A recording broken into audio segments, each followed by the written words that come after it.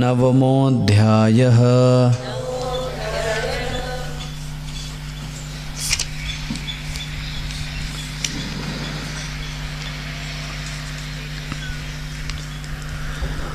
आप इधर आके थोड़ा 10वां अध्याय कराना किकरे में।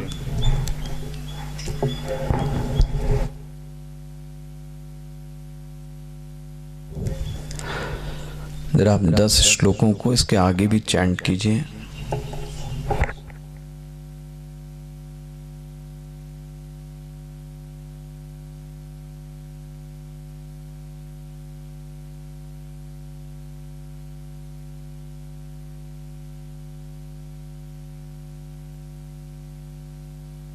श्री परमात्मने नमः। श्री भगवानुवाच भूय एव महाबाहो शृणु मे परमं वचः यत्तेऽहं प्रीयमाणाय वक्ष्यामि हितकाम्यया न मे विदुः सुरगणः प्रभवं न महर्षयः अहम् आदिर्हि देवानां महर्षीणां च सर्वशः यो मामजमनादिं च वेत्ति लोकमहेश्वरम् असम्मूढः समर्थेषु सर्वपापैः प्रमुच्यते बुद्धिर्ज्ञानमसम्मोहः क्षमा सत्यं दमः शमः सुखं दुःखं भवो भावो भयं च भयमेव च अहिंसा समता तुष्टिः तपोदानं यशो यशः भवन्ति भावा भूतानां मत्त एव पृथग्विधः महर्षयः सप्त पूर्वे चत्वारो मनवस्तथः मद्भावा मानसा जाता येषां लोक इमः प्रजः एतां विभूतियोगं च मम यो वेत्ति तत्त्वतः सोऽविकम्पेन योगेन युज्यते नात्र संशयः अहं सर्वस्य प्रभवो मत्तः सर्वं प्रवर्तते इति मत्वा भजन्ते मां बुधा भावसमन्वितः मच्चित्ता मद्गतप्राणा बोधयन्तः परस्परं कथयन्तश्च मां नित्यं तुष्यन्ति च रमन्ति च तेषां सततयुक्तानां भजतां प्रीतिपूर्वकं ददामि बुद्धियोगं तं येन मामुपयान्ति ते तेषां मेवानुकम्पार्थं अहं ज्ञानजं तमः नाशयात्मात्मभावस्थो ज्ञानदीपेन भास्वतः।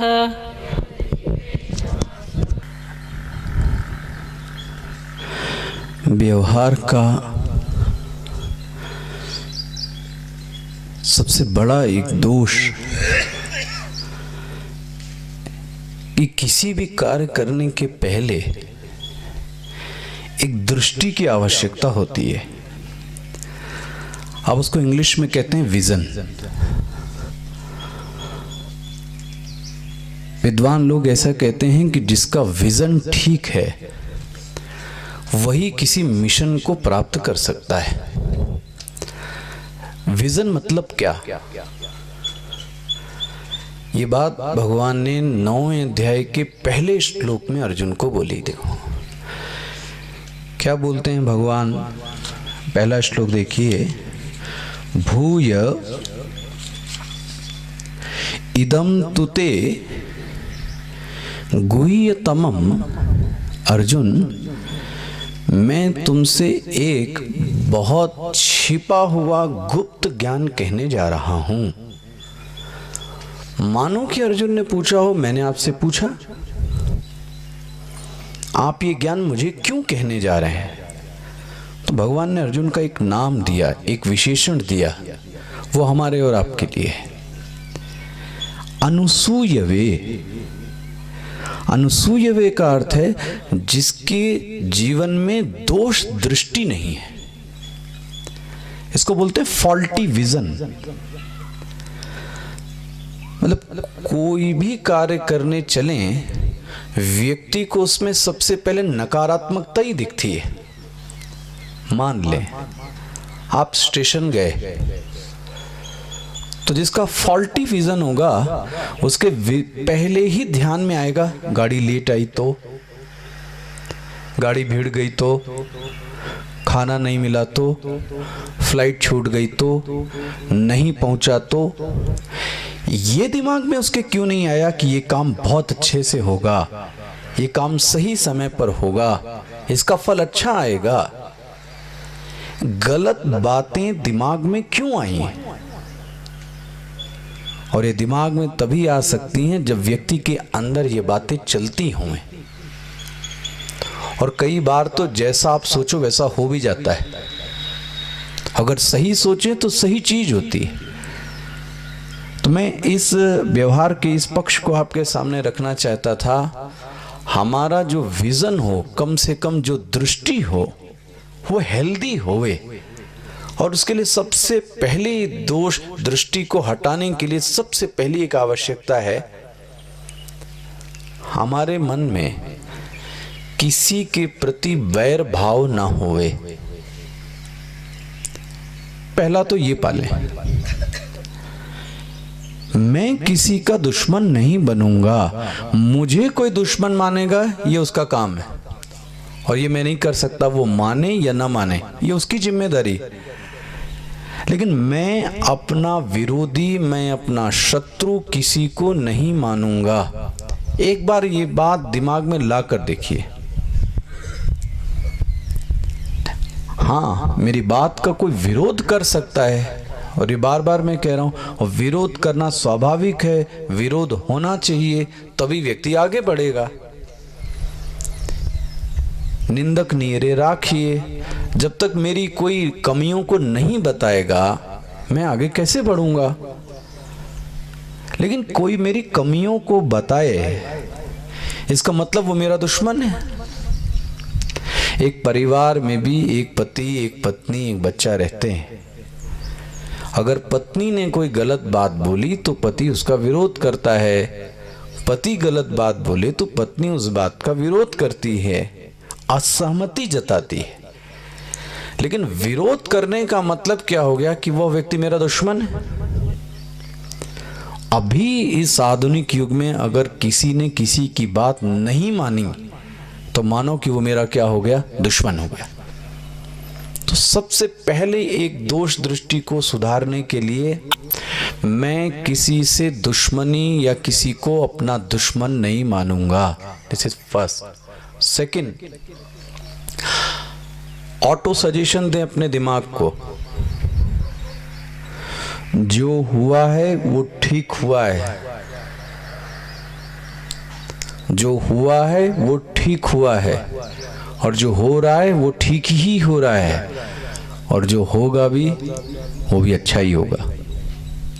आपको नहीं लगता कि पिछली जिन चीजों पे हम और आप इतना मर रहे थे, इतना रो रहे थे, आज आके लगता है कि उसमें इतना रोना और चिल्लाने की जरूरत नहीं थी। बहुत छोटी सी बात थी, वो तो ठीक हो जाती, लेकिन हमने बहुत ज्यादा चिल्लाया, बहुत ज्यादा जोर से बोला जहां आवश्यकता नहीं थी। तो दृष्टि को सुधारें। और इसका सबसे अच्छा एक और सूत्र लीजिए। यदि मैं आपसे एक सिंपल सा वाक्य कहूं कि आप अपने व्यवहार को सुधारिए, ठीक है, तो आप क्या करोगे? हर युवक, हर युवती, हर माँ बाप, हर गुरु कहीं ना कहीं ये बात बच्चों से कहता रहता है कि आप अपना व्यवहार सुधारिए। व्यवहार सुधारिए मतलब क्या? हाँ जी, टू बी अलर्ट। जब हम व्यवहार सुधारने की बात कहते हैं तो हम ये चाहते हैं कि उनमें पोलाइटनेस हो, हम्बल हों, ठीक से बोलें, ठीक से बैठें। लेकिन मेरा प्रश्न है, ये ऊपर से ठीक से बोलना, ठीक से बैठना कितनी देर तक? जिस पर्सनालिटी डेवलपमेंट की बात मैं कर रहा हूं कि आप में एटिकेट हो, आप में कल्चर हो, आप में मैनर हो। एक बच्चा है, मैं आपके घर पर आया, आपने उसको मार के पीट के, ठीक से बैठो, प्रणाम करो, झुको, कुछ अच्छी बातें सुनाओ। लेकिन जैसे ही मैं हटा, वैसे ही वो बच्चा अपने पुराने फॉर्म में आ गया। ये सुधार हम कब तक कराएंगे? जब हम किसी युवक और युवती को बोलते हैं कि व्यवहार सुधारो, ध्यान रखना, आपके डर के कारण, आपकी सजा के कारण वो थोड़ी देर तो ठीक रहता है, लेकिन जैसे ही आप हटे, वैसे ही वो अपने मूल रूप में फिर से आ गया। ये सुधार तब हो सकता है, सावधानी से सुनिएगा, ये मैं क्रियाओं में सुधार पर जोर नहीं दे रहा हूं। हम और आप सुधार क्रियाओं पर दे रहे हैं। हाथ जोड़ना, झुकना, मैं इस पे जोर ही नहीं दे रहा हूं, क्योंकि मैं फिर से कह रहा हूं, हाथ जोड़ना पाखंड भी हो सकता है। आप हाथ जोड़ने को इतना बड़ा मत मानिए। क्या मैं जब भी हाथ जोड़ता हूं तो मेरे मन में भाव ही होते हैं? नहीं, आंख बंद करते हैं तो भगवान का ध्यान करते हैं। कितनी सच्चाई है इस बात में। कितनी बार मंदिरों के आगे बैठकर न घंटे घंटे व्यतीत हो गए, कहां ध्यान आया ईश्वर का। लेकिन दूसरा व्यक्ति कह सकता है, ओह ये कितने धार्मिक हैं। क्यों? प्रातः काल से उठे हैं, मंदिर में बैठे, कर क्या रहे हैं? जपमाली करते करते सो गए, न जाने कितनी मालाएं कर डाली। मन कहां था आपका?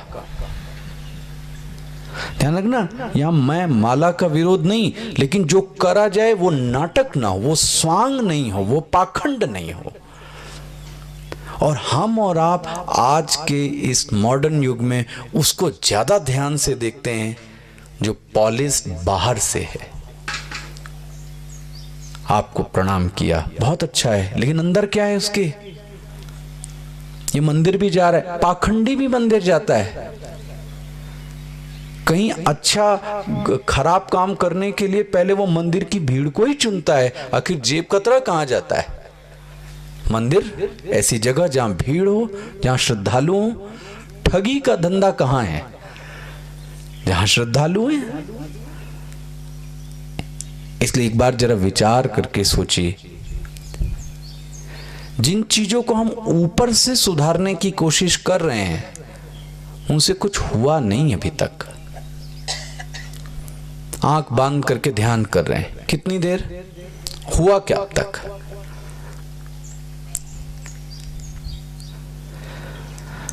इसलिए मैं कल कह रहा था किसी अच्छे सज्जन, कितने मंदिर में कितने लीटर पानी तो ढेल दिया हमने, कितना तो दूध चला गया, कितना तो प्रसाद चढ़ा दिया, लेकिन अभी हुआ क्या? मेरे व्यवहार में रंच मात्र का अंतर आया। गलत बात बोल रहे हैं, कटु शब्द बोल रहे हैं, दुश्मनी बना के रखी है, लोगों से व्यवहार दूषित है, और आप बोल रहे हैं धार्मिक आचरण। ये धार्मिक आचरण तो रावण का भी था, उसने भी सीता का अपहरण कर लिया। इसलिए व्यवहार को कभी आप क्रियाओं से मत आकी। मैं फिर से जोर दे रहा हूं, व्यवहार ठीक करने का मतलब क्रियाएं ठीक करना नहीं। बोले फिर? व्यवहार ठीक करने का मतलब दृष्टि का परिवर्तन। यदि ये एक बार बदल गई तो व्यवहार तो अपने आप बदल जाएगा। आप इसको देखो, प्रैक्टिकल थ्योरी, प्रैक्टिकल व्यवहार में लाइए।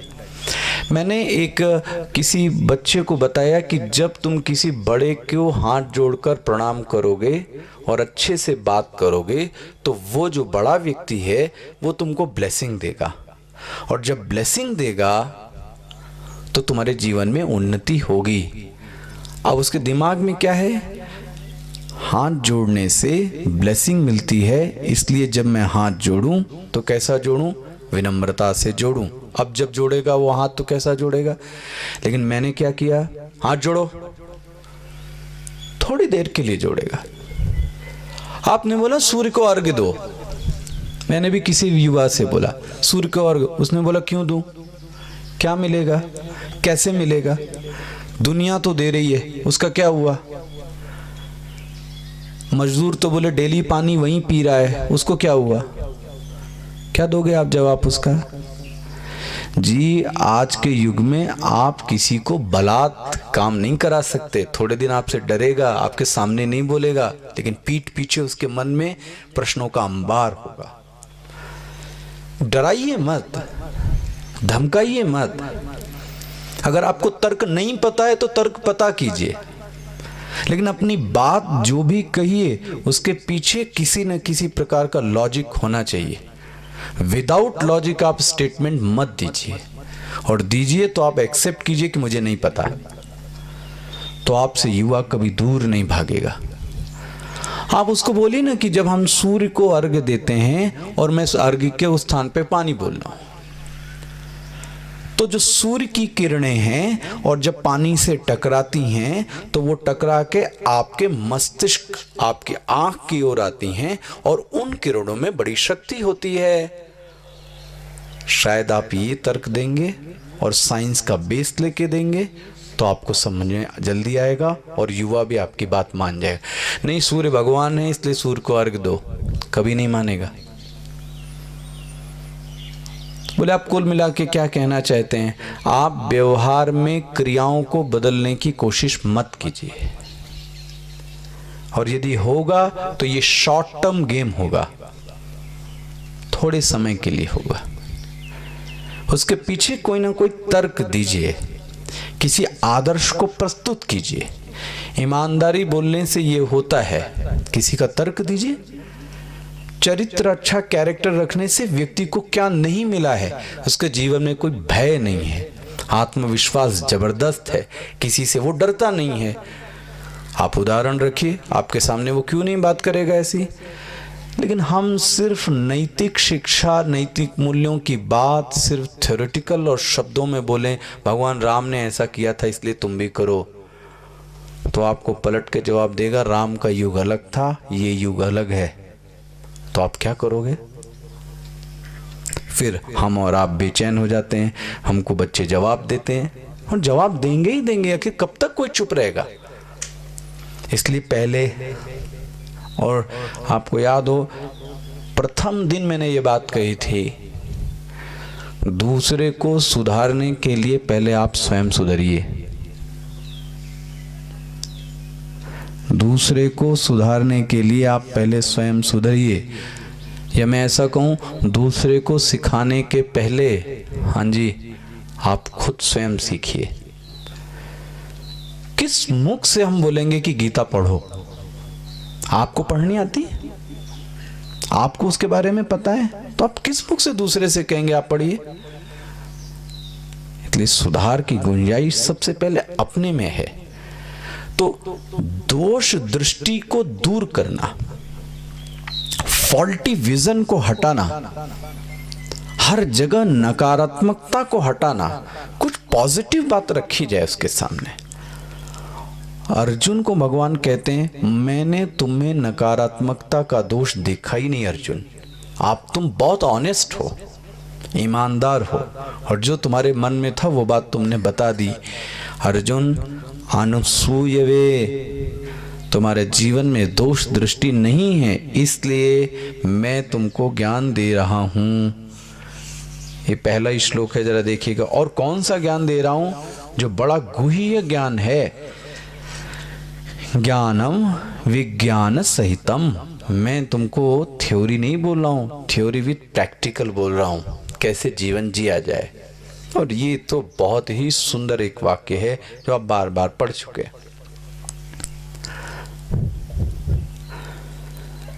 जीवन की आधी समस्या यदि दूर हो जाए, यदि मुझको अपनी बीमारी पता लग जाए, करने की कोई आवश्यकता नहीं है, पता लग जाए तो आधी बीमारी दूर हो गई। समय तब लगता है जब बीमारी का पता ही नहीं लगता। आपको अमुक बीमारी है तो डॉक्टर ने ये पता कर लिया, और ध्यान रखना फाइंडिंग्स में टाइम लगते हैं। ब्लड टेस्ट कराइए, यूरिन टेस्ट कराइए, किडनी कराइए, हार्ट कराइए, ये कराइए, फलाना, और इतना कराने के बाद ओ बोले अच्छा ये इसमें है, तो आपका हीमोग्लोबिन कम है, तो आप ये लीजिए। गोली लेने में कितना टाइम लगा? 1 सेकंड। लिखने में टाइम कितना लगा? 1 सेकंड। लेकिन फाइंडिंग में बहुत समय लग गया। विद्यार्थी को पढ़ने में ज्यादा समय लगा, इंजीनियरिंग पढ़ने में टाइम लगा, प्रशासनिक व्यवस्था संभालने के लिए पढ़ाई में ज्यादा समय लगा। इसलिए बार बार मैं आपसे कह रहा हूं, करने पर जोर मत दीजिए, जानने पर जोर दीजिए। और यदि एक बार जान लिया तो करना बहुत आसान हो जाएगा। तो मैं इसको फिर से कहूं, जान करके कीजिए, जानिए फिर कीजिए। हमारे साथ क्या है? हमारे साथ क्या है? पहले करिए और फिर जानिए। तो आधा समय तो आपका चला गया और आपको अब पता लगा, ओ समय निकल गया, मुझ में तो ये दोष था। एक चौपाई आई, कोई एक अच्छा यहाँ का भगत था, वो मुझे बड़े विनम्रता से ये कह रहा था कि आपने अभी तक मानस की एक चौपाई के अलावा कोई मानस की बात नहीं की, सब गीता की बात सुनाए जा रहे हैं। कोई रामायण की भी तो बात सुना दीजिए। सुनना है तो वो सुने। सिया राम मैं सब जग जानी, सिया राम मैं सब जग जानी, करहूँ प्रणाम जोरी जुग पानी। लेकिन शब्द क्या है? सिया राम मैं सब जग जानी। शब्द क्या आया? जानी। जानो, क्या जानो? सिया राम मैं, करने को नहीं बोला गया। ये गीता का और मानस का तुलनात्मक विवेचन है।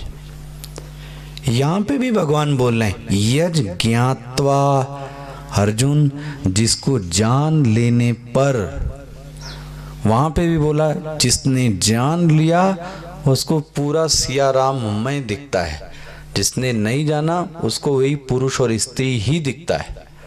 अच्छा, जान लिया भगवान तो क्या हो गया? बोलते हैं मोक्ष से अशुभात। देखो जी, अशुभ से छुटकारा मिल जाएगा। ये अशुभ क्या है? और आपसे पूछा जाए कि जीवन की सबसे बड़ी अशुभ घटना क्या है, तो आप क्या कहोगे?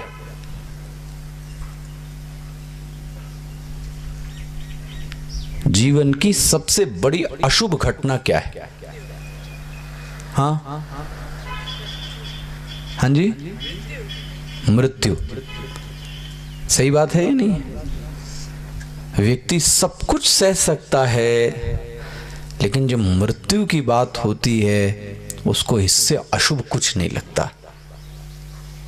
भगवान बोलते हैं ये जो मैं ज्ञान दे रहा हूं, इसको एक बार जान लिया ना तो मृत्यु से भी क्या मिल गया? छुटकारा मिल गया। मृत्यु आएगी नहीं ऐसा नहीं, आएगी। अब तुमको डर नहीं लगेगा। अर्जुन, वो ज्ञान सुनो मैं क्या कहने जा रहा हूं। और उस ज्ञान का एक विशेषण दिया। क्या विशेषण है? ध्यान से देखना। ये कई जगह ये नाम आते हैं और व्यक्ति कंफ्यूज होता है। राज विद्या। राज्य विद्या मतलब विद्याओं की राजा है, विद्याओं की राजा है। विद्याएं तो बहुत सारी हैं, लेकिन जो ब्रह्म विद्या है ये सभी विद्याओं की क्या है? राजा है। अर्जुन, मैं तुम्हें वो बात कहने जा रहा हूं। कौन सी? विद्याओं की राजा। यही नहीं, राजगुह्यम, सबसे इस सृष्टि का सबसे गोपनीय ज्ञान, गुप्त ज्ञान, गुह्य ज्ञान मैं तुमको कहने जा रहा हूं। देखो, सबसे गंभीर विद्या, सबसे छिपी हुई विद्या, और यही नहीं, पवित्रम इदम उत्तमम, इस संसार की सबसे पवित्र विद्या है। देखो कितने विशेषण दे दिए? 3। राज विद्या, राजगुह्यम, पवित्रम, उत्तमम। अर्जुन, ये विद्या ऐसी है, अगर कोई ठीक गुरु मिले, ठीक आचार्य मिले, ठीक से शास्त्रों का अध्ययन होवे, तो ये कैसा है? प्रत्यक्षावगमम। जी, प्रत्यक्ष मतलब ये देखो, प्रत्यक्ष मतलब आंख के सामने देखो। जैसे मैं कहूंगा ये घड़ी मेरे लिए कैसी है? प्रत्यक्ष है, मैं इसको सामने से देख सकता हूं। ये जो विद्या मैं अर्जुन तुमको कहने जा रहा हूं, वो तुम सामने सामने देख सकते हो। ये विद्या कोई आधार्मिक विद्या नहीं है, धर्म्यम। ये सुसुखम, ये तुमको सुख प्रदान करने वाली होगी, तुम्हारे कर्तापन का ह्रास करेगी। कर्तुम अव्ययम, ये भगवान ने विशेषण दिया। लेकिन यहाँ पर भगवान ने एक दूसरी बात भी बोल दी। इस संसार में कुछ इसके दूसरे लोग भी मौजूद हैं। वो कैसे हैं? अश्रद्धाना। कुछ ऐसे लोग हैं जिनके जीवन में विश्वास नाम की चीज है ही नहीं। उनको किसी पर विश्वास नहीं है। यही नहीं, भगवान ही नहीं, न पति पर, न पत्नी पर, न माँ पर, न पिता पर, न विश्वास नाम की चीज उनके पास है ही नहीं। इसको क्या बोला? अश्रद्धाना पुरुषाः। यहाँ पे ऐसे लोग हैं। भगवान, इनका क्या होगा? इनका होगा ये जिएंगे, मरेंगे और फिर से जिएंगे और फिर से मरेंगे। मतलब ये बार बार आएंगे, बार बार मरेंगे, फिर आएंगे, फिर मरेंगे। इनका ऐसा चक्र चलता रहेगा। अर्जुन कहता है, अच्छा आप मुझे वो ज्ञान दे रहे थे, वो ज्ञान बताइए। तो कल के उस प्रवचन को, 2 दिन के प्रवचनों को आप लाइए सामने। प्रश्न है, फिर से जरा दिमाग पर जोर डालिए।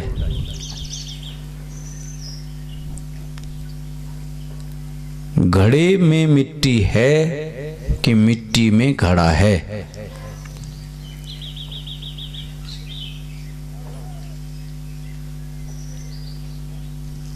बोलिए।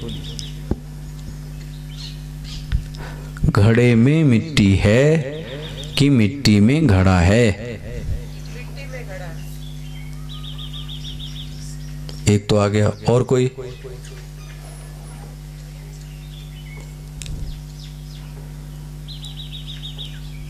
दूसरा विकल्प दे रहा हूं, जरा सोचिएगा इस दिमाग को।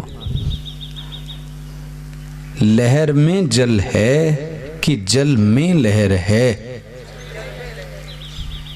आभूषण में स्वर्ण है कि स्वर्ण में आभूषण है? हाँ, ये बातें समझ में आ रही? क्या कहा जा रहा है? स्वर्ण में आभूषण है। क्यों? ऐसा क्यों कहा? जब जब स्वर्ण है तब तब आभूषण है, जरूरी नहीं है। लेकिन जब जब आभूषण है तब तब ध्यानदानी से, जब जब लहर है, हाँ, तब तब जल है। लेकिन जब जब जल है जरूरी नहीं है कि, तो नित्य कौन हुआ? जल। नित्य कौन हुआ? नित्य कौन हुआ? स्वर्ण। नित्य कौन हुआ? स्वर्ण। आभूषण तो आता है और जाता है, घड़ा तो आता है और जाता है, मिट्टी नित्य है। इसी तरीके से आखिरी प्रश्न, सावधानी से कान खोल के सुनिए। जगत में ईश्वर है कि ईश्वर में जगत है? और हम और आपकी मानसिकता क्या बनी है? ये कहानी समझ में आ रही? क्या कहा जा रहा है? जगत में ईश्वर नहीं है। अगर जगत में ईश्वर है तो जगत बड़ा हुआ और उसमें कौन गया हुआ है? जबकि उल्टा है। निज प्रभु में देखूं जगत। आखिर कृष्ण ने मिट्टी की लीला में क्या दिखाया? भागवत की कथा सुनी आपने? कृष्ण ने क्या दिखाया? मुंह खोलकर, ये देखो पूरा जगत मुझ में है, जगत में मैं नहीं हूं। यही लीला भगवान राम ने भी दिखाई। ये देखो पूरा जगत मुझ में है। ये ज्ञान को सावधानी से सुनिएगा। यदि ये क्लिक हो गया तो ये बातें दिमाग में छूट जाएंगी कि जगत में भगवान है।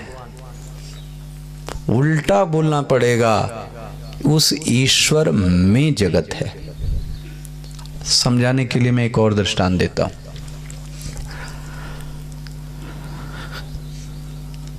स्वप्न जगत में मैं हूं कि मैं में स्वप्न जगत है?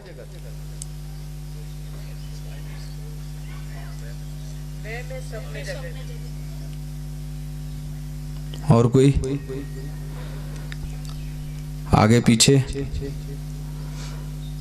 कोई कठिन बात तो नहीं की जा रही, तो आपके अनुभव की बात की जा रही है। स्वप्न में आप थे कि आप में स्वप्न था?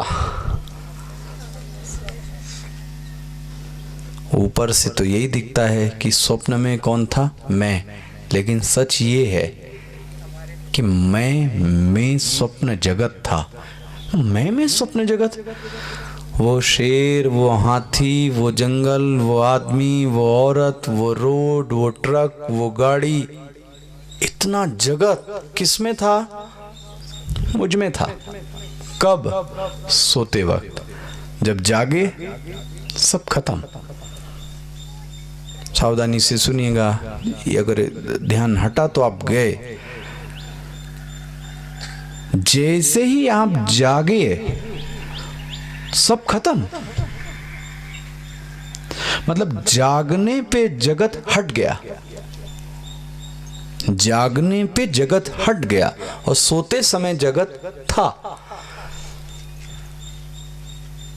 भगवान कहते हैं यही यहां पे भी है।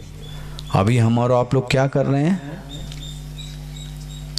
सो रहे हैं कि जाग रहे हैं? आंखें खोलकर सो रहे हैं। यस, एक चौथी अवस्था है तुरीय, ब्रह्म, ब्राह्मी। वो चौथी अवस्था में जाने पर पता लगता है हम सब जो कर रहे हैं ये सब नाटक है, ये सब सो रहे हैं। सावधानी से समझना, स्वप्न झूठा तब लगता है जब हम जाग गए। आखिरी वाक्य इसको अच्छे से बैठाएं तर्क में। स्वप्न झूठा तब नहीं कह सकते, स्वप्न काल में ही स्वप्न झूठा नहीं है। स्वप्न काल में स्वप्न सत्य है, लेकिन जैसे ही स्वप्न से ऊपर उठे, जागृत अवस्था आई, जागृत अवस्था से देखने पे पता लगा कि स्वप्न क्या है, झूठा। नाउ ये जागृत को भी यदि झूठा समझना है, और मैं कहूं इल्यूजन है, ये जो मुझे दिख रहा है ये सब इल्यूजन है, ये अभी नहीं समझ में आ सकता, यही समझ में नहीं आ सकता। जागृत को झूठा ठहराने के लिए जागृत से ऊंचे जाना पड़ेगा। ऊंची सीढ़ी पे जाने पर पता लगता है ये जो कुछ दिख रहा है ये वास्तव में सत्य।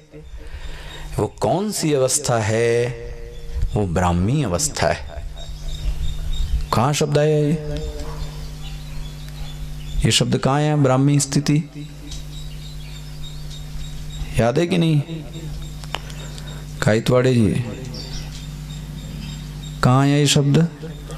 हाँ, कहाँ आया? एषा ब्राह्मी स्थिति पार्थ नैनाम प्राप्य विमुह्यति, अध्याय 2। अभी तो जागृत की स्थिति है, स्वप्न की स्थिति है, सुषुप्ति की स्थिति है, एक ब्राह्मी स्थिति है। देखो जी, ब्राह्मी स्थिति इस आंख से नहीं देखी जाती, वो ध्यान की अवस्था है, वो समाधि की अवस्था है, वो तुरीय की अवस्था है। वहां से देखने पर ये जागृत झूठा लगता है, जैसे कि स्वप्न झूठा लगता है। जागृत में आने पर जागृत झूठा लगेगा, जागृत इल्यूजन लगेगा, जागृत सुपर इंपोजिशन लगेगा जब मैं इससे ऊपर उठता हूं। कौन सी ऊपर की स्थिति की बात कर रहे हैं आप? वो ज्ञान की स्थिति है, वो शांति की स्थिति है, जहां कोई रंच मात्र चंचलता नहीं है। ऋषि को वो स्थिति प्राप्त है। देखो, जो जितना ध्यान का अभ्यास कर ले, जो जितना अकेले में रह ले, जो जितना अच्छा मनन कर ले, उसको ये स्थिति प्राप्त होने पर ये सब स्थिति क्या समझ में आती है? ये सब चल रहा है लेकिन वास्तव में कुछ सत्य है नहीं। हमको क्यों नहीं नजर आता ये? आप यहीं की बात यहीं करना चाह रहे हैं।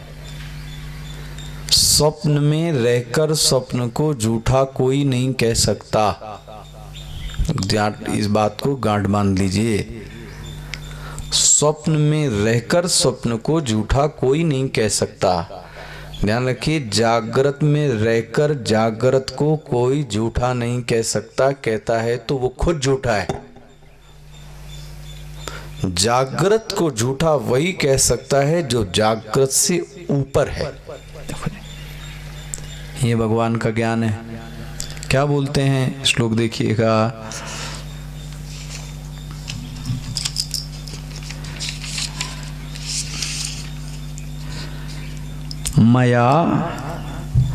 मया ततम इदम जगत। अर्जुन, जगत ने मुझको व्याप्त नहीं किया, मैंने पूरे जगत को व्याप्त करके रखा है। जगत में मैं नहीं हूं। सावधानी से, जगत में मैं नहीं हूं, मुझ में पूरा जगत है।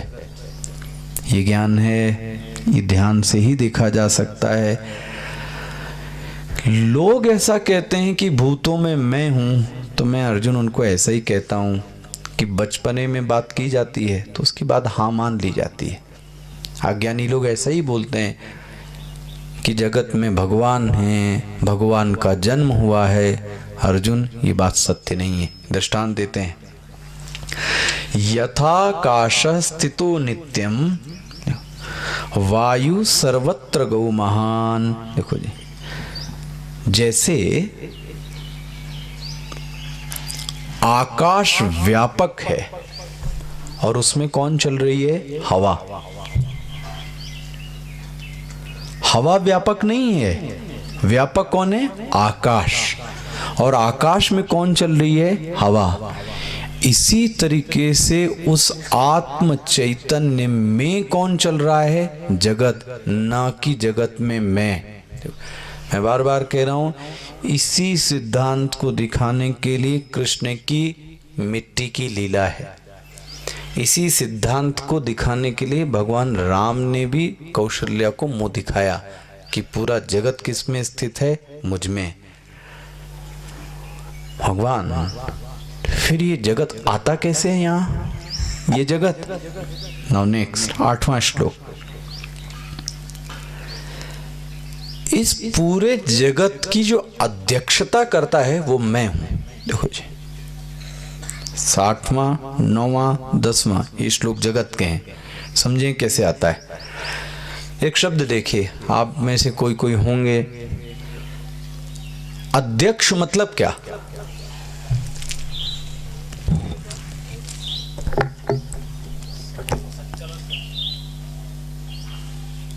और कुछ? अध्यक्ष मतलब क्या?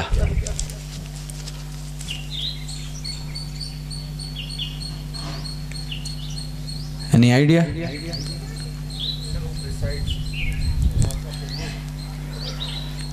अधि मतलब ऊपर और अक्ष मतलब देखना।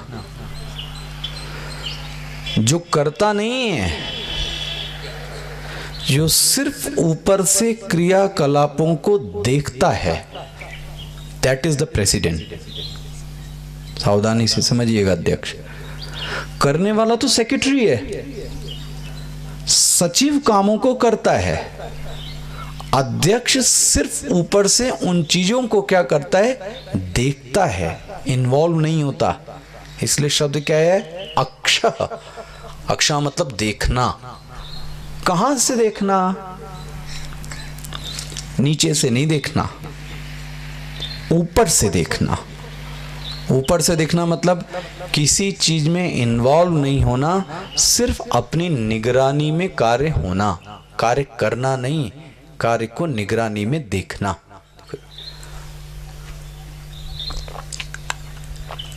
भगवान क्या बोलते हैं? मया अध्यक्षेण, मेरी अध्यक्षता में। क्या होता है आपकी अध्यक्षता में? सूयते चरम अचरम, इनर्ट एंड लिविंग, जड़ और चेतन, सजीव और निर्जीव। मेरी अध्यक्षता में प्रकृति जड़ और चेतन का निर्माण करती है। मेरी अध्यक्षता में जगत निकलता है। ध्यान रखना, ये जगत का अध्यक्ष कौन है? मैं। प्रकृतिम स्वाम अवष्टभ्य, प्रकृति किसकी है? मेरी। मैं इसको अपने किस में रखता हूं? नियंत्रण में। लेकिन रचना कौन करती है? ईश्वर नहीं। जगत का निर्माण ईश्वर नहीं करता, जगत का निर्माण रचना प्रकृति करती है, माया करती है। लेकिन माया के ऊपर है कौन? मायापति। सावधानी से समझिएगा क्या कहा जा रहा है। ईश्वर की अध्यक्षता में प्रकृति, प्रकृति मतलब माया, अपना विस्तार करती है। विस्तार करने का काम किसका है? माया का। लेकिन माया के ऊपर कौन बैठा है? वो मायापति। वो बोलता है मैं कुछ करता नहीं हूँ, सिर्फ देखता रहता हूँ कि ये माया क्या कर रही है। श्लोक देखिए, प्रकृतिम स्वाम अवष्टव्य विसृजामि पुनः पुनः। देखो, भूतग्रामम, मेरी अध्यक्षता में, मेरे नियंत्रण में ये प्रकृति पूरा का पूरा कार्य करती है। लेकिन किसी ने बोला भगवान माया मुझको घेर लेती है तो आपको नहीं घेरती? आपको क्यों नहीं घेरती माया, मुझको क्यों घेर लेती है? ये श्लोक देखना 9वां, न च मां तानि कर्माणि निबध्नन्ति, मुझको कर्म बांध नहीं सकते, लोगों को कर्म बांध लेते हैं, मुझको कर्म नहीं बांध सकते। भगवान आपको माया क्यों नहीं घेरती? क्या उत्तर दोगे आप?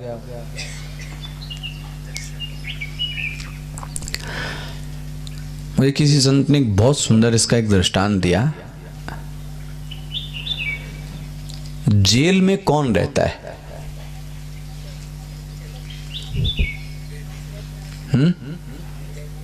बोलो भाई। Yes, nice. कैदी भी रहता है और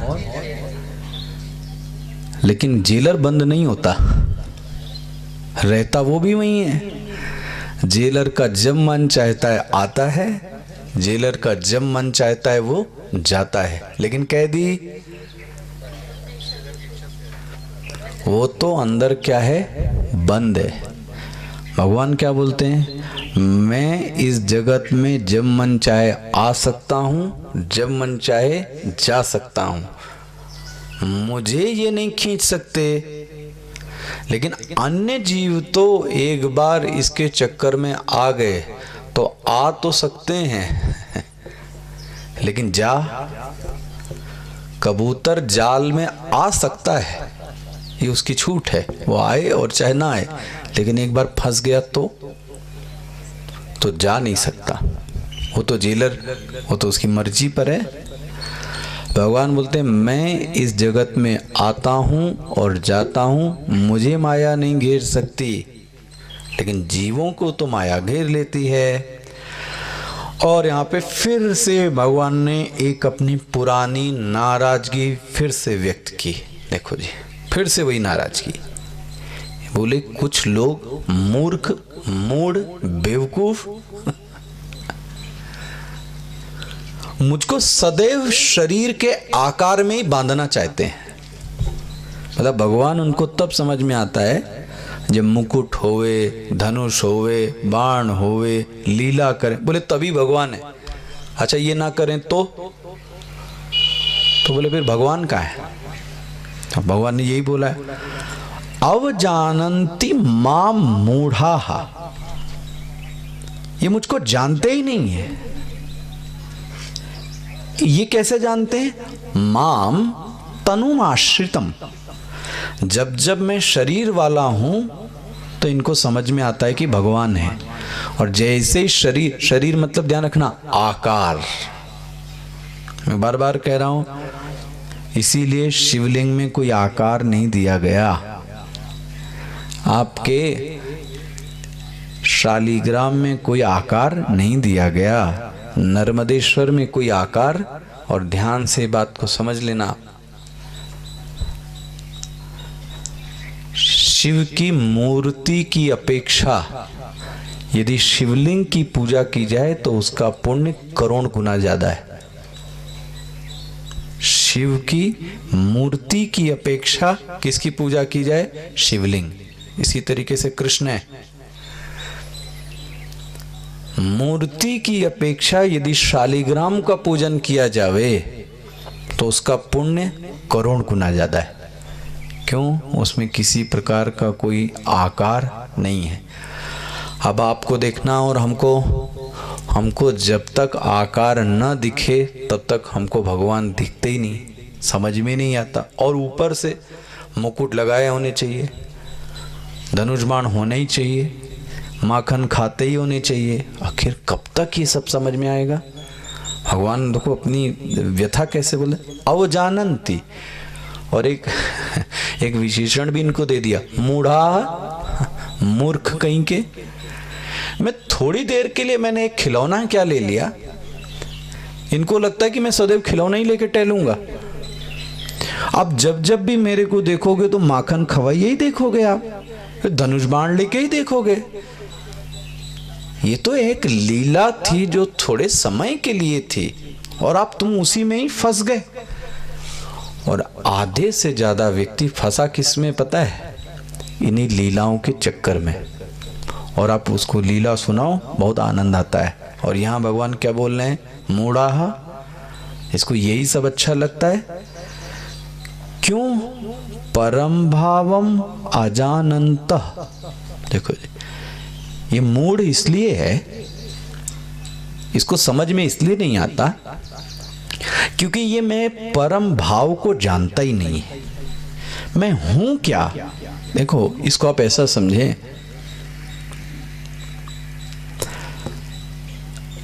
आप बाजार में गए और आप किसी से मिले, तो आपको किसी ने बोला आप बहुत अच्छे हैं, बहुत सुंदर हैं, ऐसा है, अमुक है, तमुक है। लेकिन आपको पता है कि इसने मेरे सभी रूपों को जाना।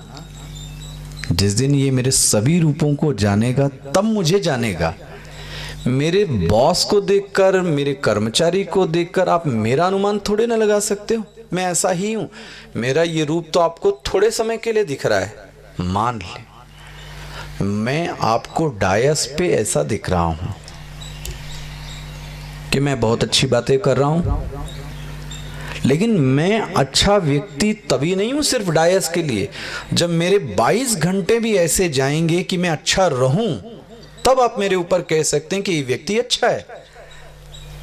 सिर्फ 3 घंटे के लिए अच्छे और 22-21 घंटे के लिए आप खराब, तो मुझे पता है कि आपने मुझे ठीक से नहीं पहचाना। आपने मेरे सिर्फ एक रूप को देखा है, दूसरे रूप को नहीं देखा। भगवान भी कहते हैं एक लीला को देखा इन्होंने, बस इन्होंने मेरे असली भाव, परम भाव को तो जाना ही नहीं। परम भावम अजानंत, मैं हूं कैसा?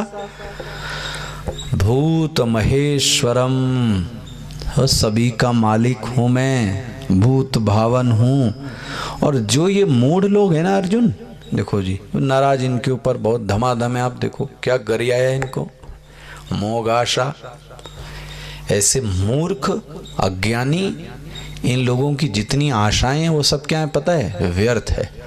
मोग कर्माणा, इनके जो कर्म है वो भी क्या है? व्यर्थ है। मोग ज्ञाना, जो इनका ज्ञान भी है वो कैसा है? व्यर्थ है। राक्षसीम, ओहो देखो आप क्या नाराजगी है।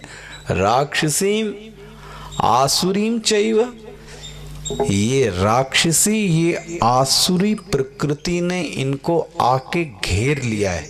इनको सच्चाई अब समझ में नहीं आती, और सच्चाई बताओ तो फिर इनको कष्ट होता है। क्यों? इनको प्रकृति राक्षसी ने आके घेर रखा है। लेकिन अर्जुन इससे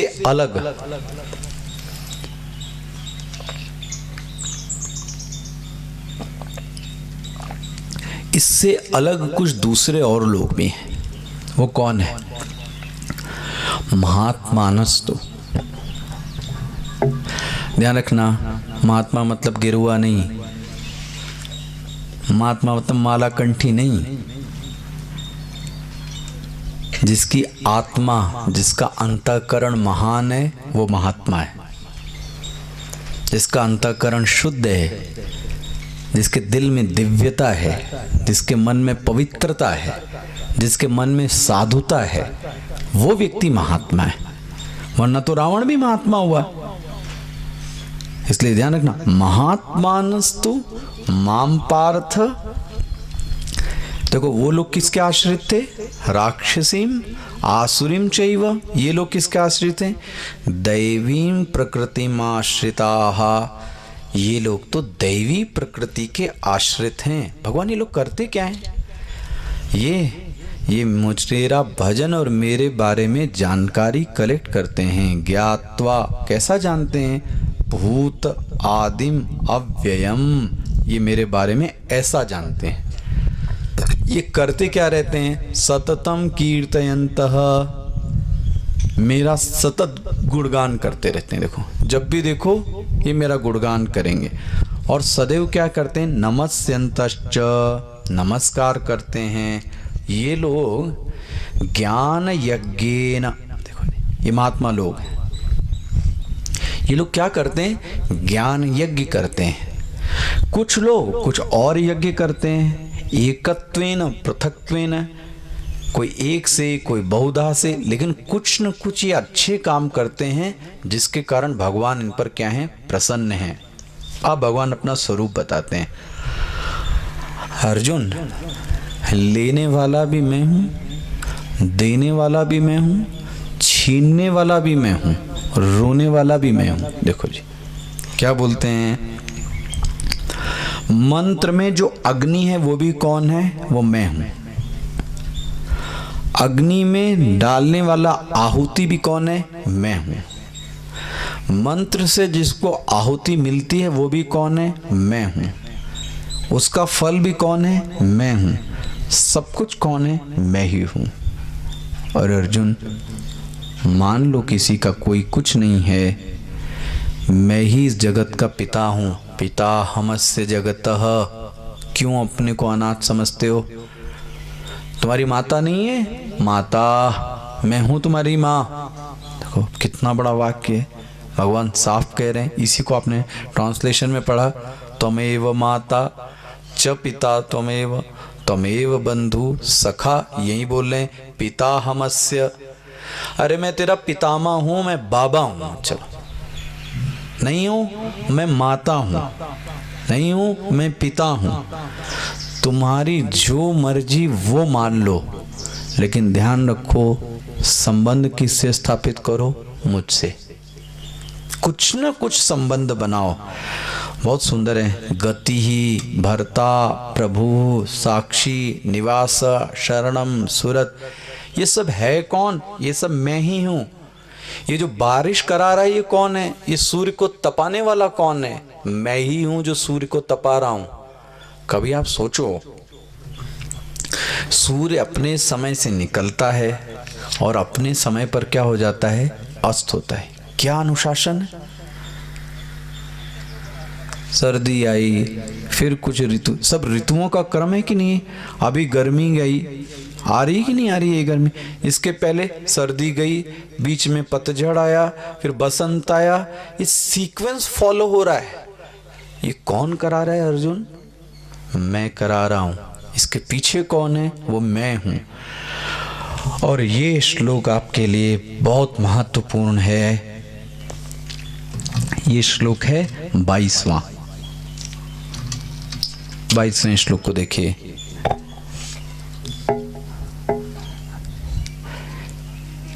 LIC की टैगलाइन क्या है?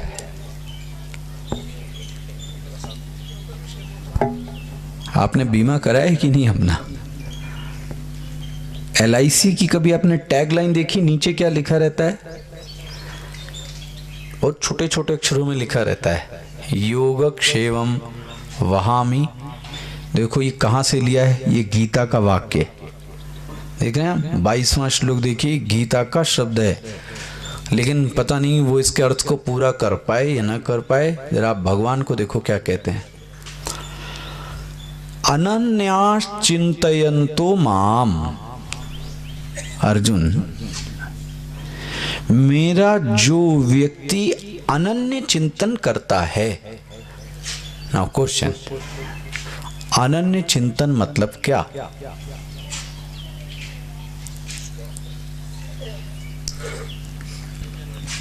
अनन्य चिंतन मतलब, अनन्य मतलब क्या?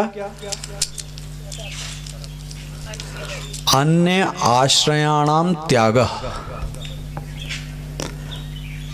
अन्य, अब किसी का आश्रय, सावधानी से समझना, कल भी मैंने इस बात को बोला, अन्य आश्रयाणाम त्यागः। अब उसके जीवन का जो आश्रय है, कल मैंने गिनाया, हमारे जीवन का आश्रय धन, जन, यही है ना, लोग, पावर, कांटेक्ट, हमको लगता है ये सब मेरे पास हैं, सब कुछ सॉल्व हो जाएगा। तो आपका आश्रय ये है। लेकिन उसके जीवन का आश्रय बोलते हैं वो है। मैंने कल भी आपको कहा, आपको अपना चेक करना है, चेक कीजिए, अभी चेक कीजिए, इसी समय कीजिए।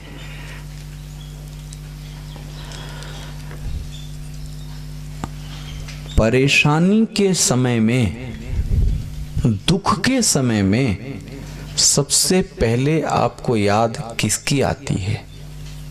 वही आपका आश्रय।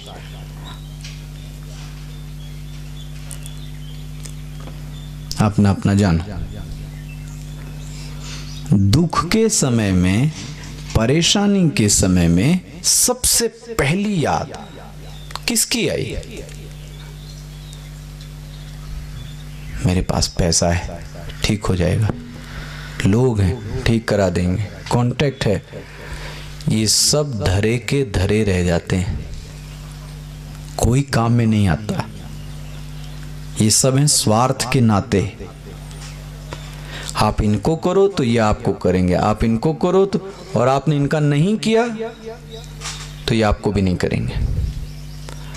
लेकिन एक वो है नीली छतरी वाला, जिसके लिए आप कुछ भी ना करो, जिसके लिए आप कुछ भी ना करो, लेकिन वो आपके लिए सब कुछ कर रहा है। रात में सोए, सवेरे उठे, श्वास चल रही कि नहीं चल रही, प्राणवायु चल रही कि नहीं चल रही, खाना खा रहे हैं कि नहीं खा रहे हैं, सब कुछ कर रहा है रात भर आपके लिए। और ऐसा पूरा जीवन, चाहे आप उसका नाम लो और चाहे उसका आप नाम, ये है। यहां तो पुत्र भी ऐसा है कि अगर आप पुत्र को ना दो तो पुत्र आपको भी नहीं देगा। आपस के रिश्ते वाले भी नहीं करेंगे आपको। एक वो है, इसीलिए बोला अन्य आश्रयों का त्याग कर दो अर्जुन। आप जीवन की असलियत समझ में आ जानी चाहिए। इसलिए पहला शब्द क्या है? अनन्यास चिंतयन्तो माम। अर्जुन, जो लोग मेरा अनन्य चिंतन करते हैं, ध्यान रखना, मैं बार बार कह रहा हूं, सबके लिए ये श्लोक नहीं है। जो अभी मिलने वाला है इनको भगवान बोलते ये मैं सबको नहीं देता हूं, ओनली फॉर दैट पर्सन। कौन ओनली फॉर दैट पर्सन? जो लोग मेरी शर्त को क्या कर रहे हैं? पूरा कर रहे हैं। उन्हीं व्यक्तियों के लिए कह रहा हूं, सबके लिए नहीं कह रहा हूं। वो कौन लोग हैं? जो आपका अनन्य चिंतन करते हैं, यही नहीं, परि उपासते। उपासते मतलब, उपासना मतलब,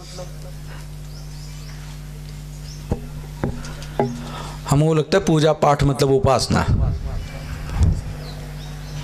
हमको क्या लगता है? पूजा पाठ मतलब उपासना। उसके शिवलिंग के उस मूर्ति के पास बैठे हुए भी आपको उसका भान न रहे तो ये उपासना हुई क्या? सोच के देखो। उपासना शब्द ही ऐसे बना। उप मतलब पास, आसन मतलब बैठना। जब मैं पूजा करूं, जब मैं जप करूं, तो मुझे ये दिल में एहसास हो कि मैं उसके क्या हूं? करीब हूं। ध्यान रखना, पूजा करते हुए भी आपको एहसास नहीं होगा तो वो पूजा नहीं रही, वो क्या बन गई? एक्सरसाइज। मैंने बताया ना आपको, ओम नमः शिवाय, ओम नमः शिवाय, ओम नमः शिवाय, ओम नमः। एक फोन उठा दे, ओम नमः शिवाय। एक गैया आ गई, एक गेट खोल, ओम नमः शिवाय, इधर कर। भैया ये उपासना हुई। आप पूजा कर रहे हो, 10 बार उठ रहे हो, इधर फोन, वहां जाना, यहाँ जाना, कोई बाल खींच रहा है, कोई धोती खींच रहा है, कोई गोदी में बैठा चला जा रहा है, ये उपासना हुई? आपका ध्यान तो उनकी ओर रहा, चुन्नू मुन्नू की ओर, और हमने बात कह दी कि मैं उपासना कर रहा हूं। ना ना ना, कुछ मिलता नहीं। जब मैं उसके समीप बैठूं तो मुझे ऐसा एहसास हो कि मैं उसके करीब हूं। एहसास कराने के लिए ये पूजा जप चिंतन है, वरना ये कुछ भी नहीं। आखिर ये जप क्यों? जप से माला इसलिए दी गई कि कम से कम उसको उसका नाम क्या होवे, याद आवे। यही है ना। मैं मन के तो करे चले जा रहा हूं, लेकिन मुझे उसकी याद एक बार भी नहीं आई। हनुमान चालीसा पूरी गा दी, एक बार भी चित्र हनुमान जी का नहीं आया। गीता पूरी पढ़ ली, कृष्ण का चित्र एक बार भी सामने नहीं आया। कहे की उपासना। भागवत में ऐसे लोगों को कहा ये लोग मजदूरी कर रहे हैं। ऐसी क्रियाओं को क्या बोला पता है? मजदूरी कर रहे हैं, इनको दिहाड़ी मिल जाती है। भगवान कुछ ले लो, जाओ। अन्न चाहिए, अन्न मिल जाएगा, जाओ। लेकिन जिससे आप मिलके आ रहे हो, क्या चाहिए था आपको, वो खो बैठे। इसलिए सावधानी से ये 12वां अध्याय का तो मैं आपको कोशिश करूंगा ज्यादा दिखाने की भक्ति योग में। चाहे पूजा होवे, चाहे जप होवे, चाहे ध्यान होवे, चाहे संकीर्तन हो, कुछ भी करो आप, याद उसकी आनी चाहिए बस।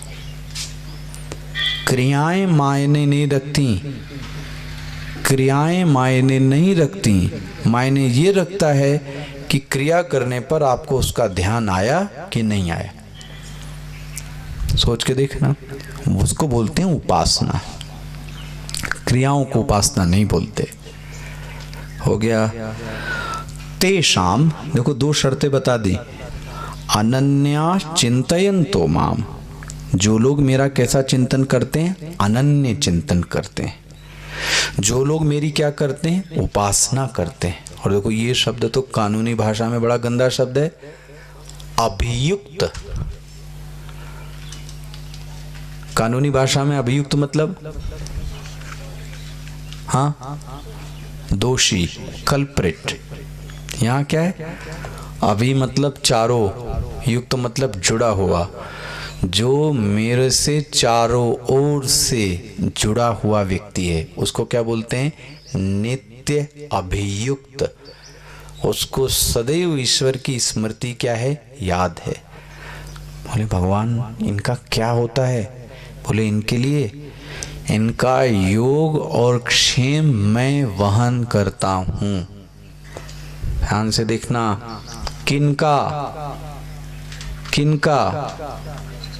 अनन्याश्चिन्तयन्तो माम ये जनाः पर्युपासते तेषाम नित्य अभियुक्ता नाम।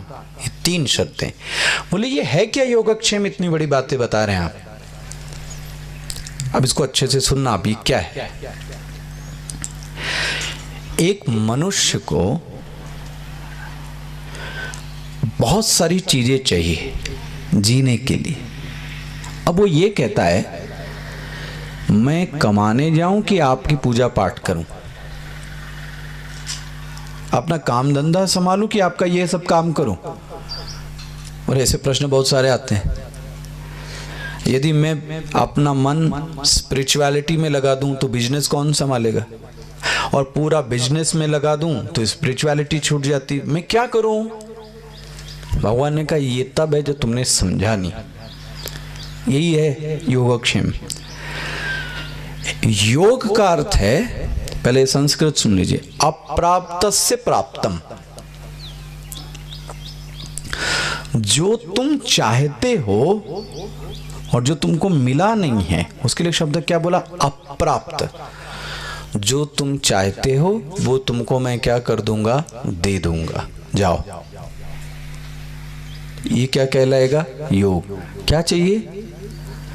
भगवान कार चाहिए, मकान चाहिए, मोबाइल चाहिए, जाओ मिल जाएगा। ये सब मिल जाएगा? हाँ मिल जाएगा। हम मिल गया। अब दिक्कत क्या आई? अब पेट्रोल कौन भराएगा? अब रिचार्ज कौन कराएगा? अब मेंटेनेंस कौन करेगा? किसी चीज को खरीदना बहुत आसान है, इसको बनाना बहुत आसान है, एक बार में आप पैसा लेके बनवा लो, लेकिन इसको मेंटेन करना, ओहो, एक एक कोना, एक एक घास का टुकड़ा, एक एक कॉर्नर बनाते समय 4 मजदूर लगे, अब 10 लगते हैं। Maintenance is very difficult job and very expensive. भगवान क्या बोलते हैं? मैं चीज दे तो दूंगा ही दूंगा, उसके बाद मेंटेनेंस का काम भी कौन करेगा? मैं करूंगा। दैट मेंटेनेंस को यहां क्या बोला पता है? क्षेम। इस शब्द दोनों को जोड़ो अब। योग क्षेम, अप्राप्तस्य प्राप्तम, जो तुमको प्राप्त नहीं है वो मैं दे दूंगा। यही नहीं, देने के बाद उसको मेंटेन भी कौन करेगा? मैं करूंगा। और क्या चाहिए जीव को? अब ये भगवान का आश्वासन है। अच्छा, अब LIC वालों की ओर जरा आओ।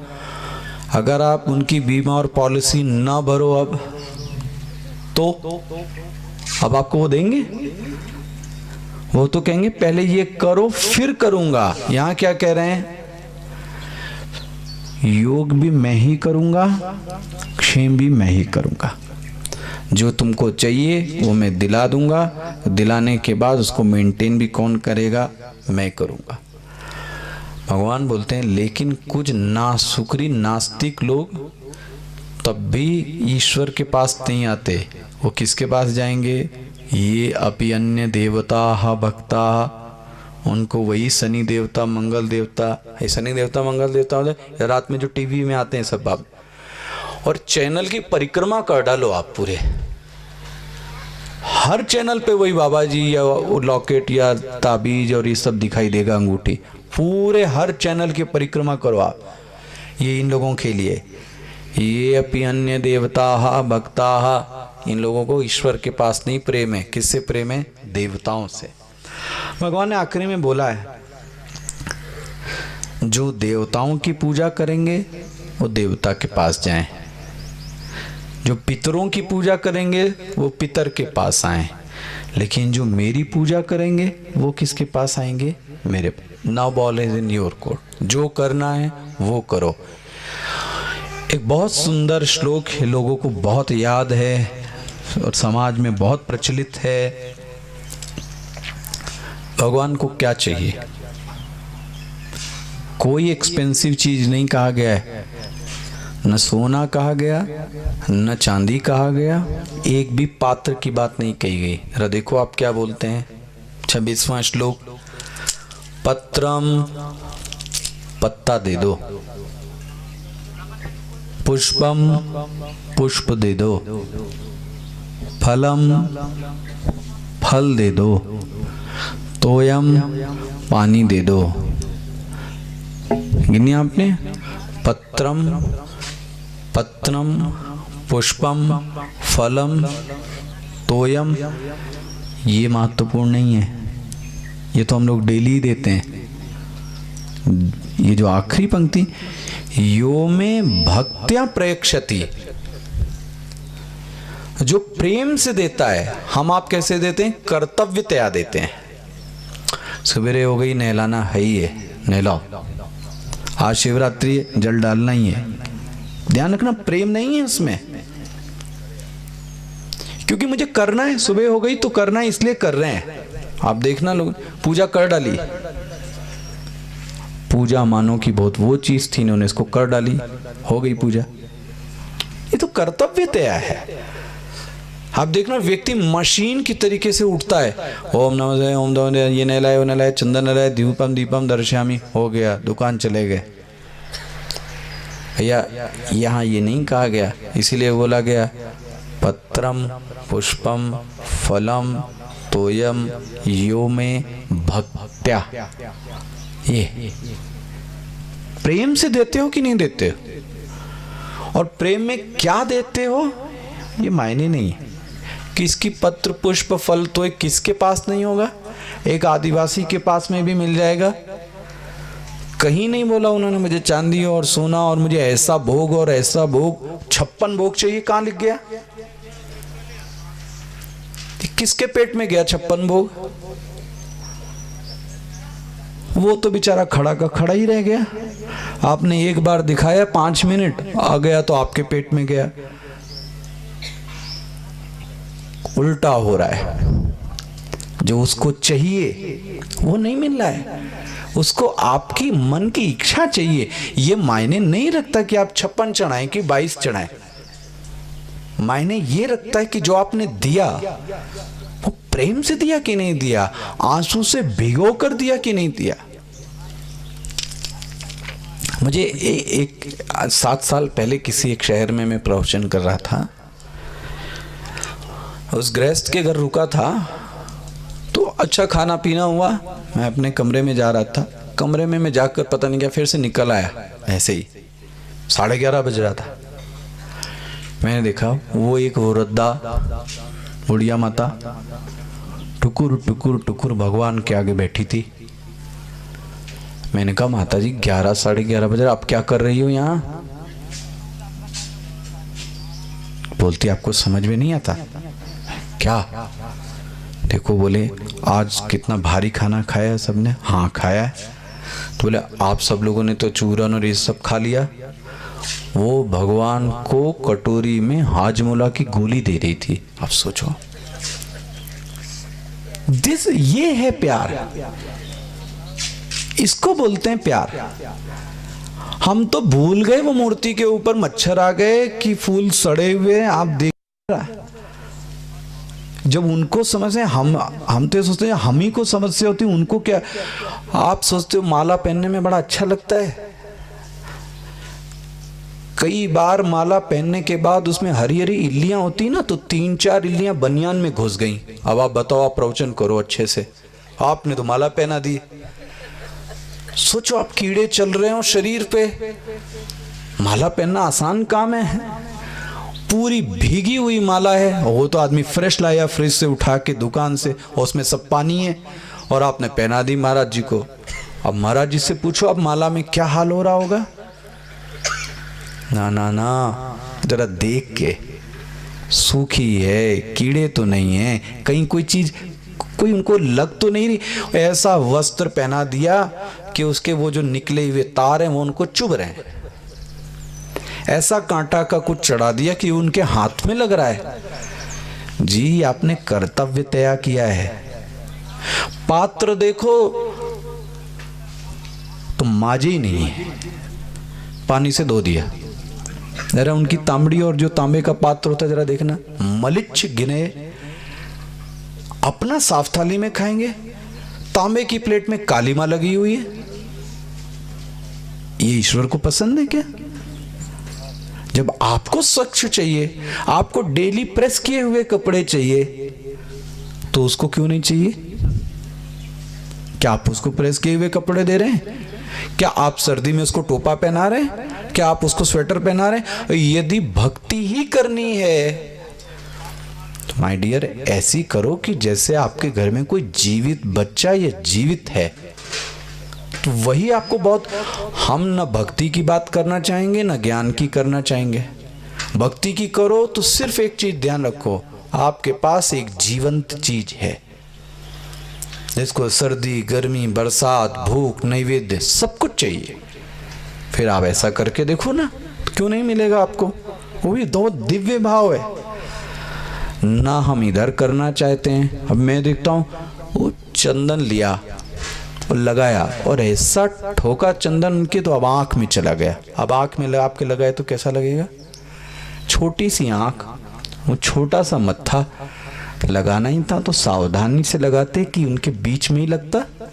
आपने लिया गीला और ये लगाया, ये गया, कहाँ गया पता नहीं, हो गया चंदन समर्पयामी।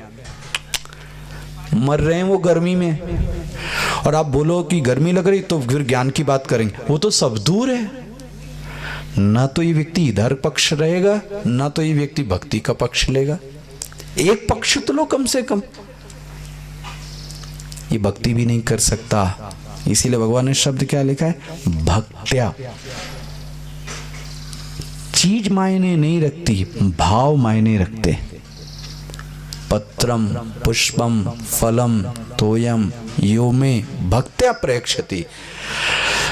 तो आप लेते हैं क्या जो मैं आपको चढ़ाता हूं? जी मैं लेता हूं। तदहम भक्ति उपरतम। उपरतम मतलब मैं उसको ग्रहण करता हूं। कैसे? अच्छे से करता हूं। प्रयतात्मना, मैं आपको दिए हुए को खाता हूं। यत करोषि, जो करो, जो हवन करो, जो तपस्या करो, सब किसको अर्पित कर दो? मुझको कर दो। शुभ अशुभ फलई, चाहे अच्छा फल हो चाहे बुरा फल, वो सब का सब किसको अर्पित कर दीजिए? ईश्वर को। मैं सभी भूतों में समान हूं। मुझे मुझे किसी से राग है, न मुझे किसी से द्वेष है। देखो, समोहम सर्वभूतेषु न मे द्वेष्यो न प्रिय। न मुझे किसी से द्वेष है, न मुझे किसी से प्रिय है। और ये श्लोक तो बहुत सुंदर श्लोक, मुझे बड़ा अच्छा लगता है। क्या बोलते हैं, हम इसको आगे सत्र में कंटिन्यू करेंगे, क्योंकि आगे का जो सत्र होगा उसमें 10वां और 11वां कोशिश करेंगे एक साथ, क्योंकि 10वें में लीलाएं हैं और 11वें में भगवान का विराट रूप है। वो तो एक क्रिया का रूप है, उसमें कोई फिलॉसफी आपको नहीं मिलेगी, इसलिए उसको कंबाइन करते हैं। ये आगे फिर से देखेंगे। और हमारे और आपके लिए वरदान है ये श्लोक। क्या बोलते हैं? अपि चेत सुदुराचारः, ऐसा व्यक्ति जो दुराचार में नंबर 1 है, पापियों में नंबर 1 है, स्पेशलिस्ट इन दुराचार, पीएचडी इन दुराचार। देखो जी, अपि चेत सुदुराचार। अब क्या हो गया? बोले वो था, अब नहीं है। देखो जी, भगवान किसी का पास्ट नहीं देखना पसंद करते। वो था, अपिचेत। अब क्या करता है? भजते माम अनन्य भाग। भगवान बोलते हैं साधुरेव स मंतव्यः। उसको क्या मानना चाहिए? साधु। क्यों मानना चाहिए? देखेंगे आगे। भगवान बोलते हैं मामी पार्थ व्यपाश्रिसी ये पापस्योन्या। मैं पापियों तक को तो तार देता हूं, दुराचारी तक को तार दिया। स्त्रियो वैश्या तथा स्त्री और वैश्य शूद्र, क्या इनको तार देता हूं। किंग पुनर्ब्राह्मण पुण्याः, तो मैं ब्राह्मण को क्यों नहीं तारूंगा? मतलब मैं सभी को तार दूंगा। अब इसमें कई बार लोग प्रश्न उठाते हैं स्त्री का नाम क्यों लिया, तो वो आपको आगे आने वाले सत्र में कोशिश करूंगा। और ये श्लोक कंक्लूड करते हैं, मन मना भव। अर्जुन, अपना मन मुझको दे दो, अपनी बुद्धि मुझको दे दो, मुझको नमस्कार करो, मेरे जीवन परायण रहो। मैं तुम्हारी जितनी बेसिक नेसेसिटी है वो सब मैं क्या कर दूंगा? पूरा कर दूंगा। बस एक शर्त है, एक शर्त, मन मना भव। अपना मन, इमोशनल पर्सनैलिटी, देखो जी, मुझे सरेंडर करो। रहोगे कहाँ? मेरे नाम का घर होगा, उसमें तुम रहोगे। देखो जी, इस तरीके से ये 9वां अध्याय समाप्त होता है। शाम को देखेंगे 10वां और हो सका तो 11वें का कुछ हिस्सा। ओम पूर्णमदः पूर्णमिदं पूर्णात् पूर्णमुदच्यते पूर्णस्य पूर्णमादाय पूर्णमेवावशिष्यते। ओम शांति शांति शांति। हरि ओम। श्री गुरुभ्यो नमः। हरि ओम। धन्यवाद।